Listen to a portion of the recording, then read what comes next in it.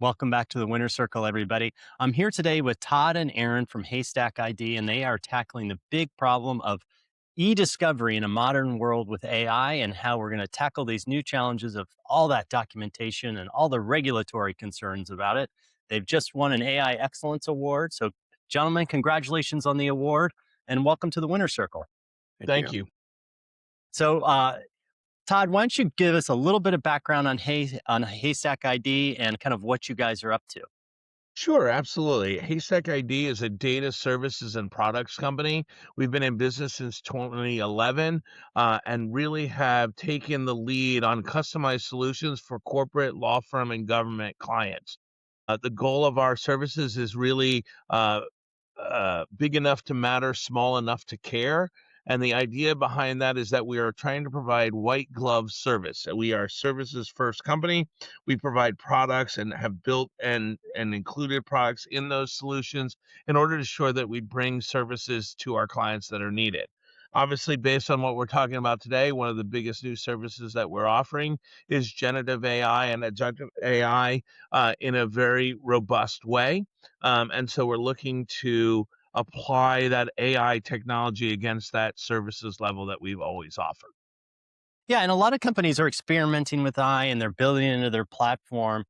But in my experience, very few are going at it the way you guys are in these high risk environments. When you talk to legal teams and government agencies, what's the biggest concern they have with AI?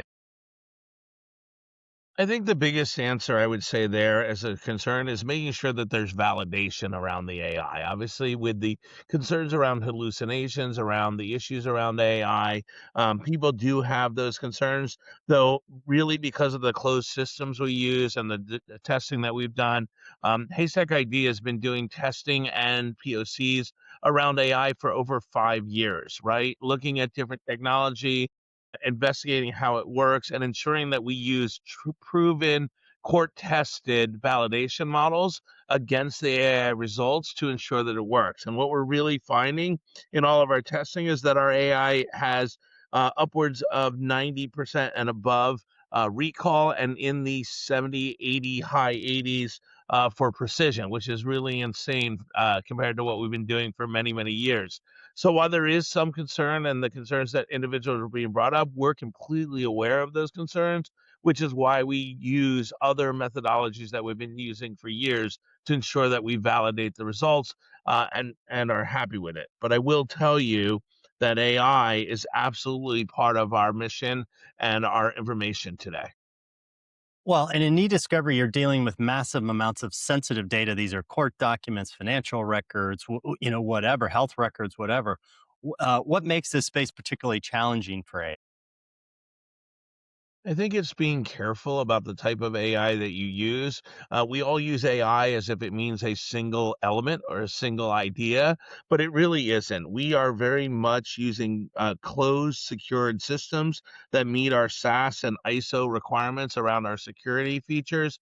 And we're ensuring those systems only use the data by which we are looking at and no public data or public information as well. So ensuring the security of the AI is absolutely essential to what we do.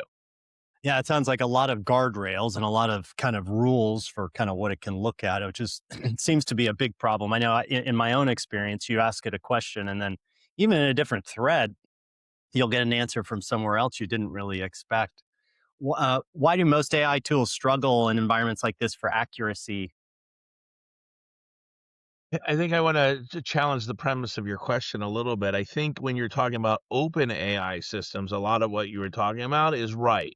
But in the closed systems that are designed for purpose, the AI does not have the same challenges that you're talking about. It is very organized, structured, works within a particular LLM, and ensures that the data is working with the data that you're giving it. And so we just have to be careful when, like I said, when we talk about AI, I find it's like what processing used to be in the old days. That word means a lot to a lot of people, but what we're really talking about is secured, proven systems to be able to provide the kind of capabilities in AI for our industry. Yeah, Russ, Now, I would think to add additional distinction to that. I think a lot of the perception is that when people out there using AI, the difference of like what you were describing as, validation or if it's hallucinating is what is that data grounded in? When you're using these large open models, it's, the whole world's worth of information in there. And you have to be very succinct at what you're prompting to get the data. But even getting that data has to be validated and looked at. And that's just kind of in the broader enterprise, like outside of the legal world, use of AI. For us, AI in use, especially in a legal regulatory environment that we live in, is very scrutinized. We look at this extraordinarily close. We have to have the data grounded very specifically around any given kind of legality to ensure that we're getting the most accurate and correct information. So I know this main platform you're talking about is called CoreFlex, and I think you guys describe it as a command and control system. What does that actually mean? So CoreFlex for Haystack is, think of it simply as the front door for our clients to enter. It's allowing our clients to come in, manage their matters, manage their user, manage their data, leverage all the services that Haystack offers from advisory, forensics, and what we're talking about here today specifically as around AI. And to what Todd mentioned, we are very focused on, client service and white glove service. So when the clients are coming in and they have this means to come through a front door and self-serve, it's not self-serve unguided. We're there every step of the way helping them. So when they have a particular matter that they load data to us, and they say, "Hey, we need to use AI on this," they can connect with us. We can help m- drive the data through the system with them every step of the way and helping them leverage our AI solutions. Well, I was reading through your nomination, and one of the things that stood out to me was that you guys spent a lot of time on the intake process. And what does that have? Why did you decide to do that? You're kind of spending so much time on this intake process, and what's impact on quality? I think the importance around that is, guiding the clients to using, what we see as best practices. So in that intake process, making sure that they're setting up their matters appropriately, that they're getting this appropriate data that needs to come into the ecosystem of CoreFlex. And then from an additional like intake and guidance perspective, we actually break down what is the information that we need categorically to help build out AI solutions for them, whether it's for privilege, reverent, help me on the word here. I'm struggling, Todd. Reverent Relevance. relevance. Thank you. Tongue tied there.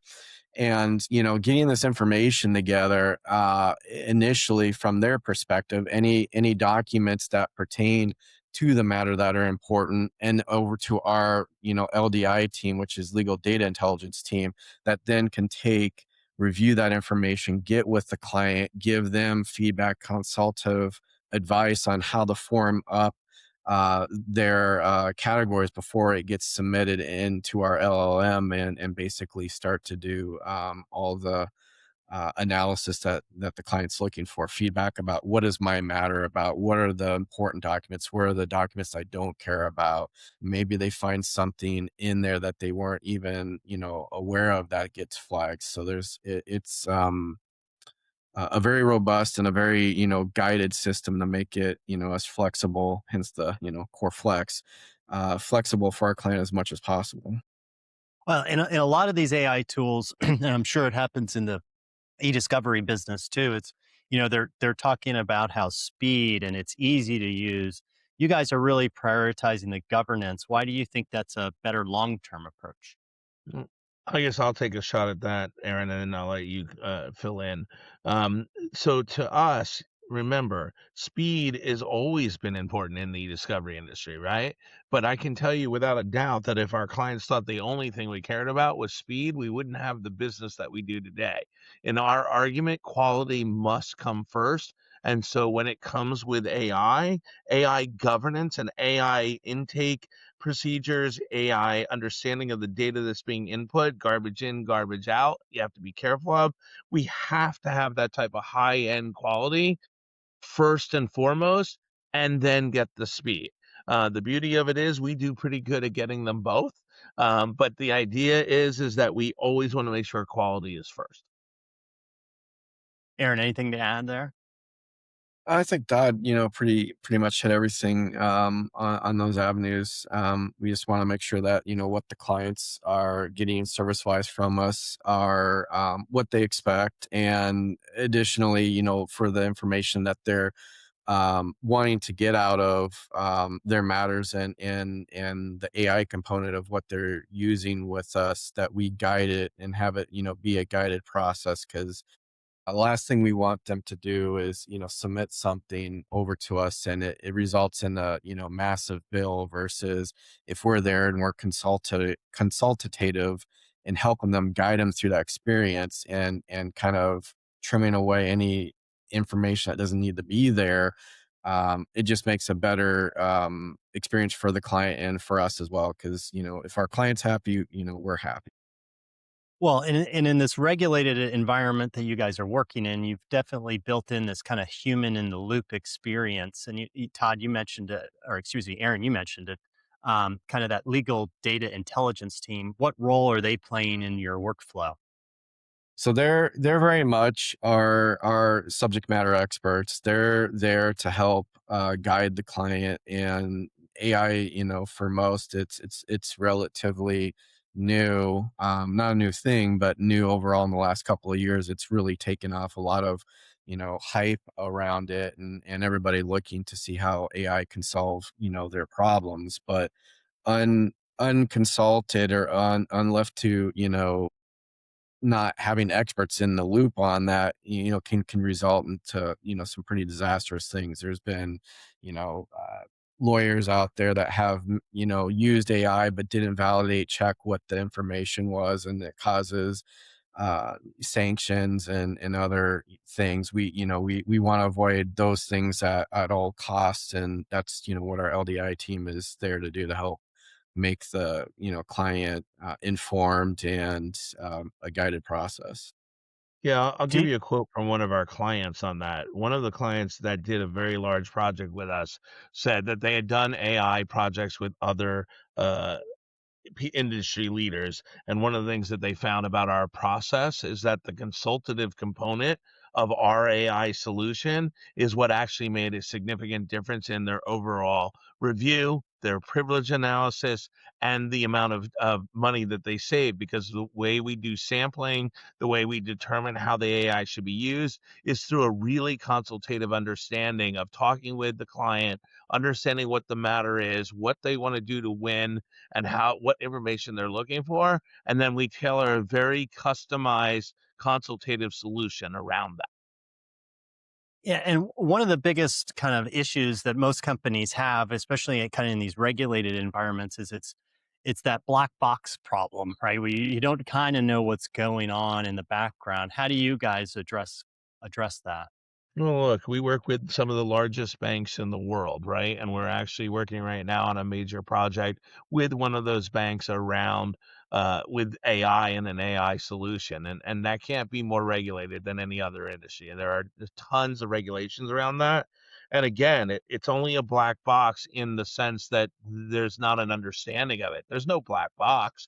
There's a mathematician that completely understands the algorithm of how LLM works. Our job is to take that mathematical precision and understanding and convert it into layman's terms to make sure that we're covering everything about it. So when we talked earlier about intake, about how we manage the data, how we govern it, how we validate against the results, all of that eliminates that black box problem, because at the end of the day, we understand what we put in, we understand what came out, and we know why what came out ended up being there.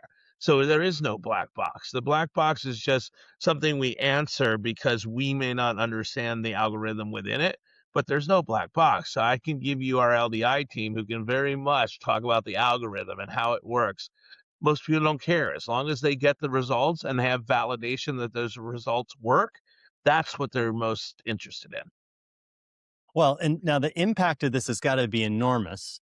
My father was an attorney, and he spent decades in Washington, lobbying Congress and going through, government documents and all sorts of stuff. And it was, days, hours, weeks, just a tremendous amount of time to even get an inkling of what was going on, from the big picture. I imagine you guys reduced that down to, to seconds or hours for these legal teams. Yeah, it is really that fast. The only limitation is how big is the pipeline to get that data to us, and how much resources we got to chew through that data and analyze it at the end of the day. It's night and day difference to what it used to be just 4 years ago. Yeah, but I will caveat. So yes, absolutely, we're looking at 60 to 70% savings in time, costs, etc. But I also want to be caution individuals that it's not an easy button. So one of the things that my dad, having been a carpenter, always said, measure twice, cut once. Right. One of the challenges I find with watching some of the people using AI right now is they're cutting and then realizing they measured wrong. And so part of it is that it might take us 4 extra days to prep this work, to get it right, to understand what we're gonna do, and sometimes people want us to rush that process. Well, the reality is, if we take a few days up front to organize and plan, the back end, benefits are exponentially greater, than any other thing that we've ever used in our industry.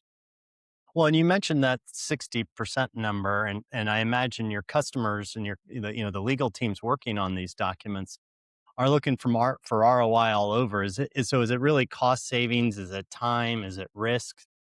Yes, all the It's all above, Yeah, right? all I the mean, above. go ahead. Go ahead, Well, Aaron. just go ahead with your thought.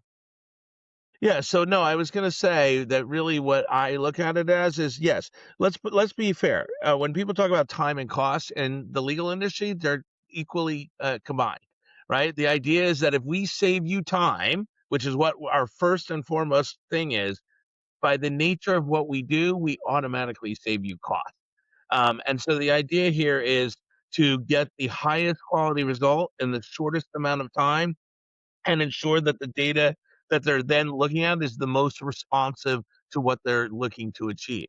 We can do that really, really well. And we do it in all areas. We do it at the front end with early case assessment. We do it as part of relevance, and we do it as part of privilege, and even case strategy today.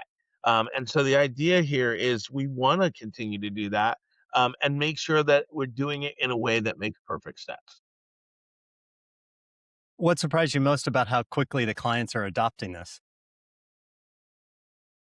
For me, being in this industry, I think you guys have me both beat. I've been in this industry only for about 20 years, but just the overall general premise of technology adoption in our space has always been slow and painful.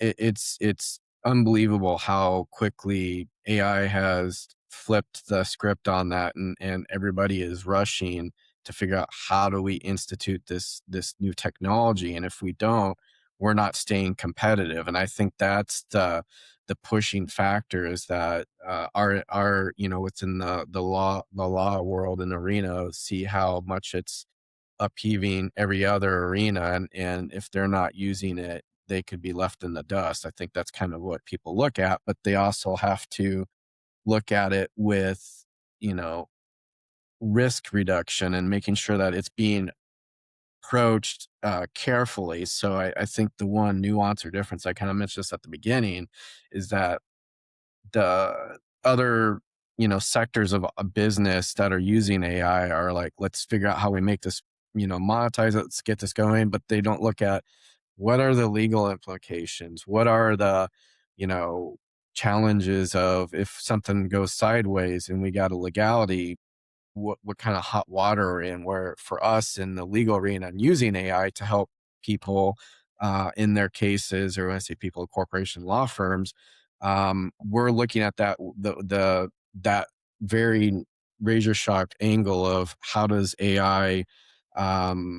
we leverage AI and how do we do it in a defensible manner, and do it in a way that is reducing risk and not opening up I'll stop him because I'm rambling here a bit. But the one thing that I saw recently, like, was with a client, a lawyer's client that was using ChatGPT to get legal advice, and then that ended up being discoverable in court, and it wasn't attorney privileged anymore because you're interfacing and using AI versus talking with your lawyer directly. You know, it's those things that people don't think about, that with us and our legal hats on are always very mindful of what we're doing with AI.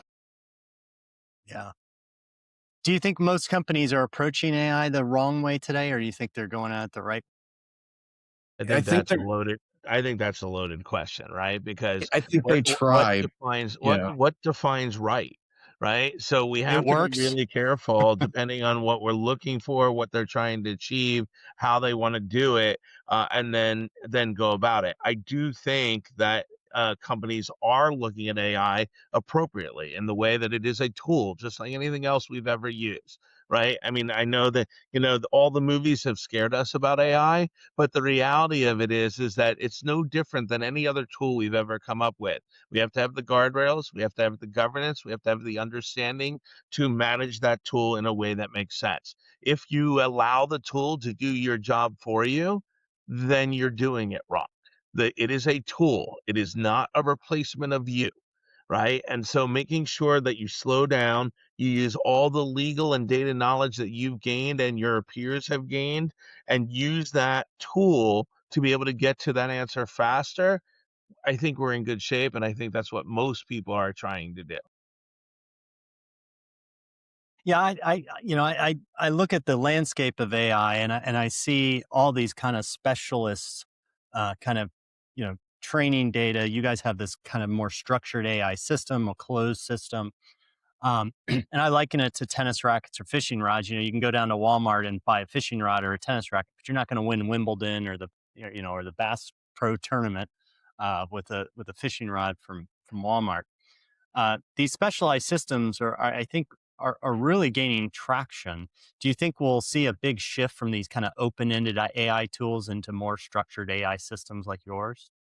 I think it's both. I think the answer is that OpenAI is going to be there for the general population. I think that is how our kids still are going to learn to some extent. I think some of our adults in the regular world, the personal world, will use OpenAI. I think when you get to the professional levels, though, I think you're going to find that individuals are using structured, secured AI solutions and that are targeted for purpose, right? Because one of the things you want to be careful when you're looking at the large language models, each of them does something different. I mean, I always talk about ChatGPT. Today, if you look in ChatGPT for when it first came out, there's multiple ways you can hit their models by focusing on images, focusing on audio, video, etc.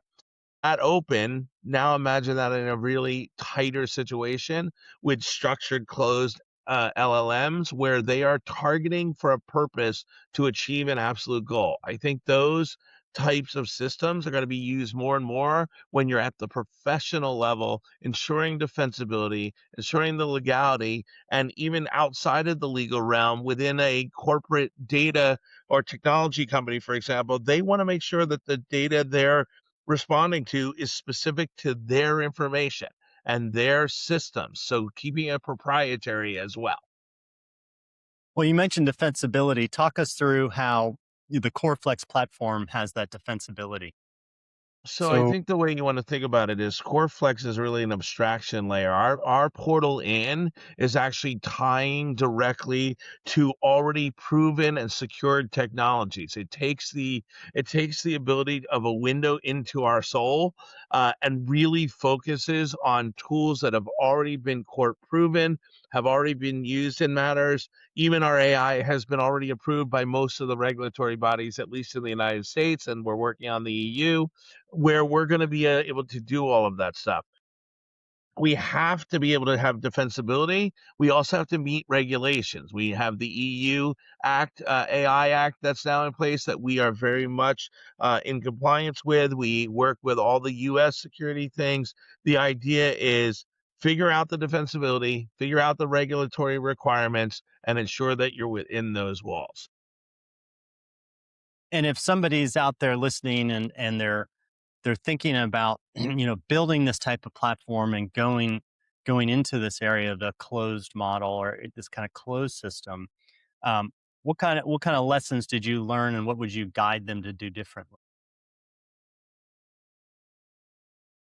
Well, I would say there's no magic behind how you do this. I think first and foremost, it's listening to the market and to your clients. You need to serve something that clients are willing to use and there's a need for. That's first and foremost the biggest thing. Then the challenge thereafter is stack ranking. What do I work on next? What do I look at next? And balancing the market needs and the active clients and what's going on in the marketplace that are challenges that need to be solved that our clients are facing. And Yeah, I'll Todd, add to that. We actually met with a corporate client last week on a consultative call, which I think is valid here, which is when we talked to them about their AI initiatives internally, they had over 40 different AI initiatives. And our first response was, let's pick the top 5. Let's focus on those. Let's work with those, analyze your work product, make sure that you're using an AI as a tool, not as the answer. Uh, and then make sure from those 5, get those right in 2026. When you get those right, use all the lessons learned from your experience in order to do the other 30 some initiatives, right? Haystack learned from its experience. You heard me say we've been in this for years. We didn't roll it out though until were ensured that we had done the first POC ever done, that we had separate validation methods that we had used, and we were confident with the results before we put it in front of our clients. and what can we look for Haystack coming up in the next year or two? Quite a bit. We're very heavily focused on, I hate to say use the buzzword AI, but that's the theme of, what we're out here, but very focused on further, AI integrations into our platform, as well as making it easier for our clients to, bring data in through a self-service manner.